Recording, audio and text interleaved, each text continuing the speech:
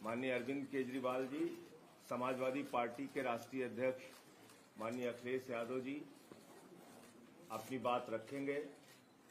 दिल्ली के मुख्यमंत्री केजरीवाल जी इंडिया गठबंधन के लिए उत्तर प्रदेश में जनता से अपील करने के लिए आया है, वोट मांगने के लिए आया है। मैं उनसे अनुरोध करूंगा विनम्रतापूर्वक कि वो अपनी बात रखें।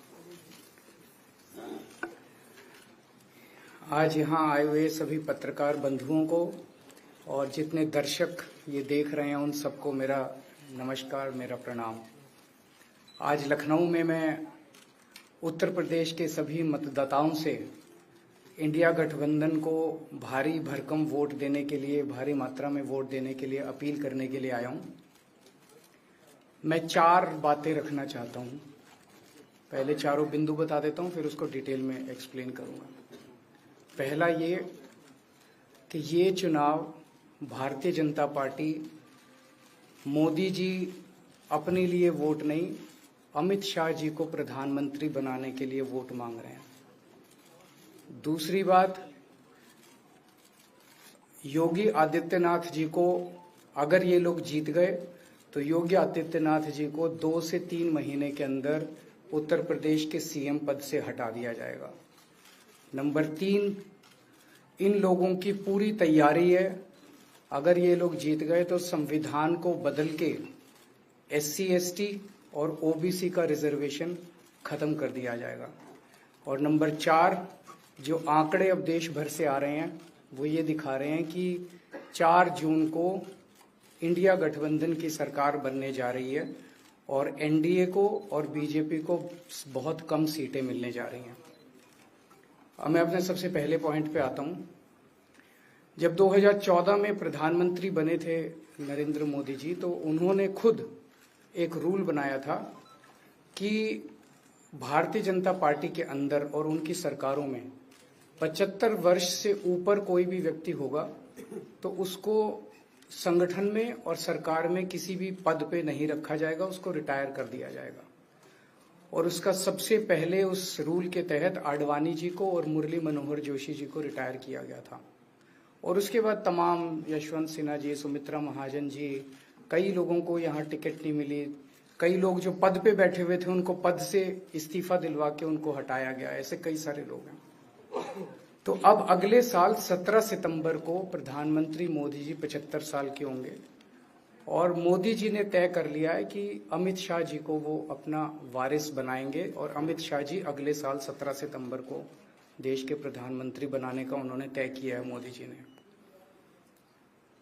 इसके ऊपर मोदी जी पिछले 1-2 साल से लगे भी हुए हैं, क्योंकि भारतीय जनता पार्टी के अंदर अमित शाह जी के सामने जो जो बाधाएं पैदा कर सकता था नेता, एक एक करके उन सब नेताओं को साइड कर दिया गया, उनका पत्ता साफ कर दिया गया। शिवराज सिंह चौहान को हटा दिया गया, वसुंधरा राजे को हटा दिया गया, डॉक्टर रमन सिंह को हटा दिया गया, देवेंद्र फडणवीस को खत्म कर दिया गया, खट्टर साहब को खत्म कर दिया गया। एक एक करके सबको खत्म कर दिया गया। एक ही शख्स बचे हैं जो अमित शाह जी के रास्ते का कांटा बन सकते हैं। हेलो, आवाज आ रही है? आ रही है। एक ही ठीक है, आ रही है। एक ही शख्स हैं जो कि उनके रास्ते का कांटा बन सकते हैं, वो हैं योगी आदित्यनाथ जी। अब योगी आदित्यनाथ जी को इन्होंने हटाने का पूरा मन बना लिया है और अगर इनकी सरकार बनी तो 2 महीने के अंदर योगी जी को भी उत्तर प्रदेश के सीएम से हटा दिया जाएगा। मैंने दिल्ली में 3-4 दिन पहले ये प्रेस कॉन्फ्रेंस की थी और ये दोनों मुद्दे उठाए थे। जैसे मैंने मुद्दे उठाए थे तो अमित शाह जी ने और उनके कई नेताओं ने अपनी भावना प्रकट की कि नहीं, मोदी जी को 75 साल में इस्तीफा नहीं देना चाहिए, मोदी जी को 75 साल पूरा कार्यकाल पूरा करेंगे।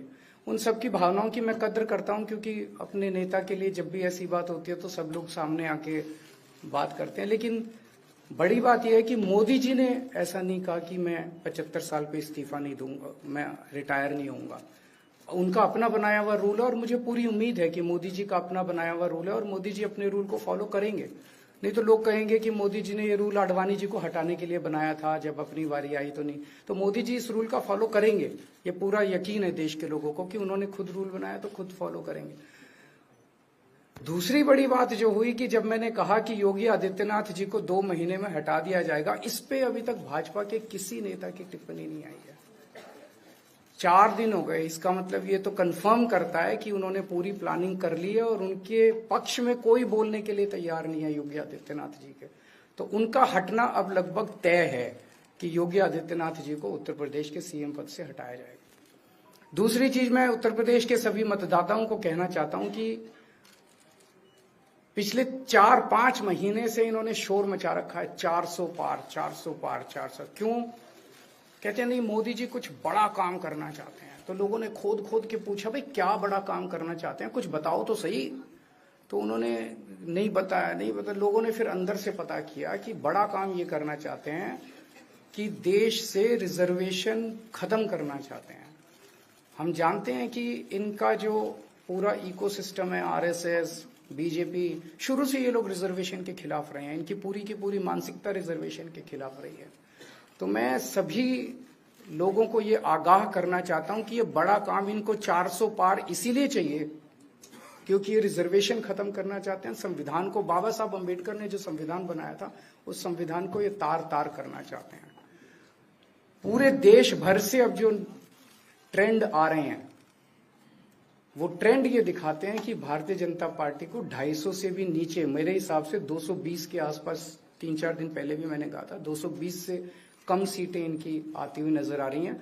आप हिसाब लगा लीजिए। मैं हरियाणा होके आ रहा हूं कल परसों, हरियाणा में इनकी बहुत कम हो रही हैं, दिल्ली में इनकी बहुत कम हो रही हैं, पंजाब में मुझे नहीं लगता इनकी कोई सीट आ रही है, कर्नाटक में इनकी काफी कम हो रही हैं, महाराष्ट्र में इनकी बहुत कम हो रही हैं, बंगाल में इनकी कम हो रही हैं, यूपी में इनकी कम हो रही हैं, बिहार में इनकी कम हो रही हैं, झारखंड में इनकी कम हो रही हैं, राजस्थान में इनकी कम हो रही हैं। तो इनकी सीटें आ कहां रही हैं?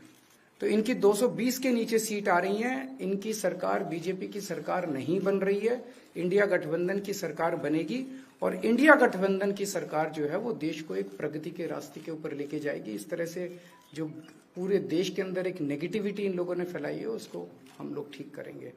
मैं अंत में उत्तर प्रदेश के सभी लोगों को अपील करना चाहता हूं कि इंडिया गठबंधन के, यहाँ पे सपा और कांग्रेस का गठबंधन है, इंडिया गठबंधन का जो जहां से कैंडिडेट है उसको भारी मात्रा में वोट देकर आप सब लोग जिताइए। अब मैं निवेदन करूंगा समाजवादी पार्टी के राष्ट्रीय अध्यक्ष माननीय अखिलेश यादव जी से।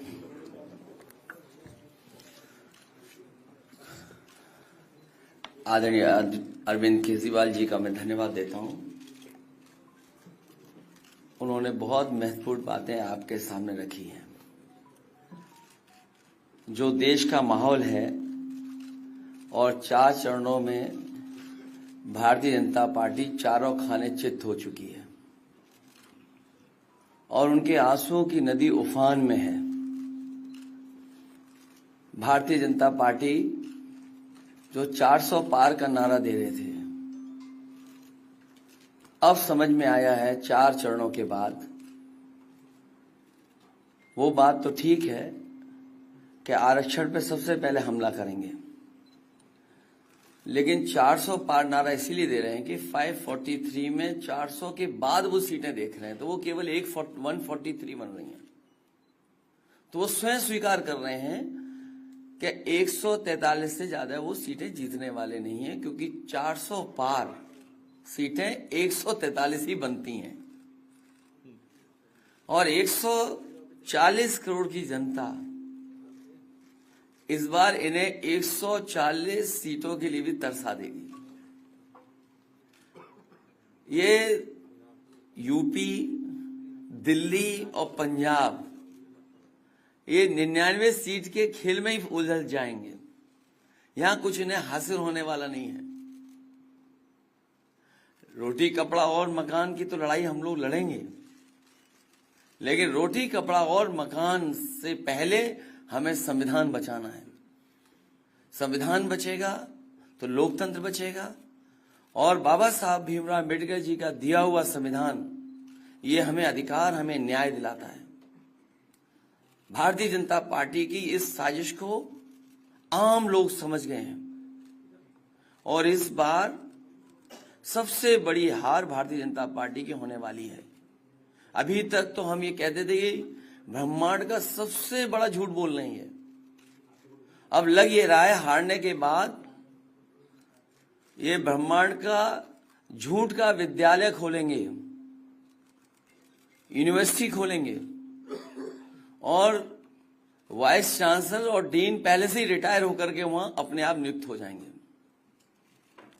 इसलिए देश को बचाने के लिए आदरणीय अरविंद केजरीवाल जी आए हैं, हम लोगों का सहयोग और मदद करने के लिए आए हैं। मैं इनका धन्यवाद देता हूं और आप पार्टी, इंडिया गठबंधन, समाजवादी पार्टी, हम सब मिलकर के भारतीय जनता पार्टी को हटाने जा रहे हैं।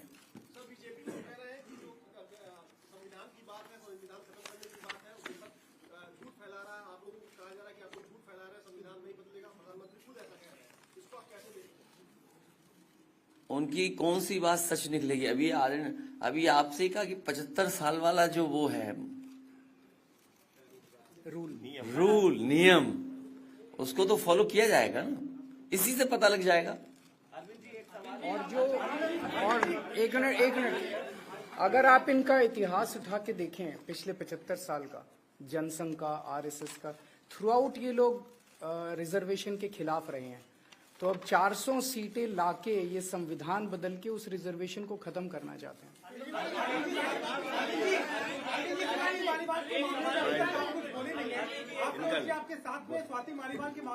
अरे उससे ज्यादा जरूरी और चीजें भी हैं, कागज हम निकाल लिए।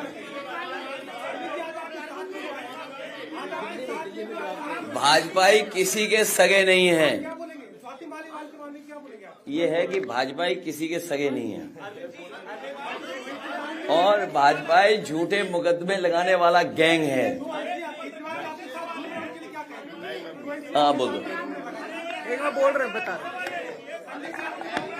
हाँ मैं बोल रहा हूँ। एक सेकंड बोल रहा हूँ।